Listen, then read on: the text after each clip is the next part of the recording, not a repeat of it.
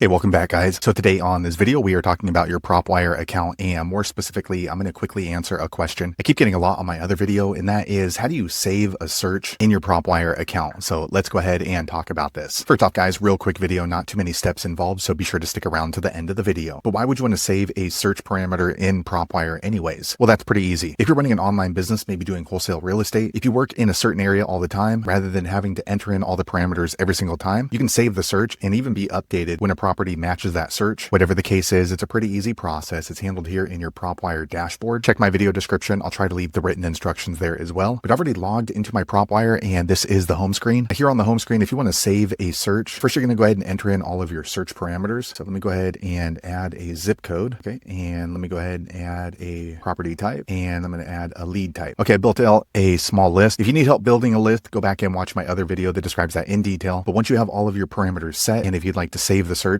what you're going to do is off to the right here, you're going to click on save search. Once you do that, go ahead and name the search. You want to name it something that you're going to remember what's in here. So for me, I'm going to go ahead and leave it as the zip code and the state, and I'll name it free and clear SFR. Okay, so you can go ahead and choose this box right here if you want to be notified if other properties are added into this particular list. All you're going to do is click on the box. All right, to do that, you want to choose how you want to be notified, either by email right here or by text, and then click on save and close. I'm not going to do that because this is not one of my search parameters. Let me close this down. Okay, so once you're ready to save the search, click on save and close. It's processing. Okay, now it lets you know that your search in Propwire has been saved. So let me close this down. So now if you want to find your search when you log back into Propwire, all you're going to do is click on this person icon here on the top right. Once you click there, you're going to see these 6 options, and you want to click on saved searches. Okay, once you do that, you're going to see the Propwire saved search right here. So you're going to be updated from time to time. So total properties in that list, if there's been any new since you've last viewed that list, and new today. Also, you can come back in here and change up the notifications if you decide you want to be notified if another property fits those parameters. So there you have it, guys. If you're wondering how to save a search inside your Propwire account, that's the easiest way I know how to do it. If you know an easier way, be sure to leave a comment below. Let the rest of us know how you did it. Hopefully you found that video useful. If so, click thumbs up, or maybe consider subscribing to my channel, and I hope to see you on the next video. Thanks again for watching.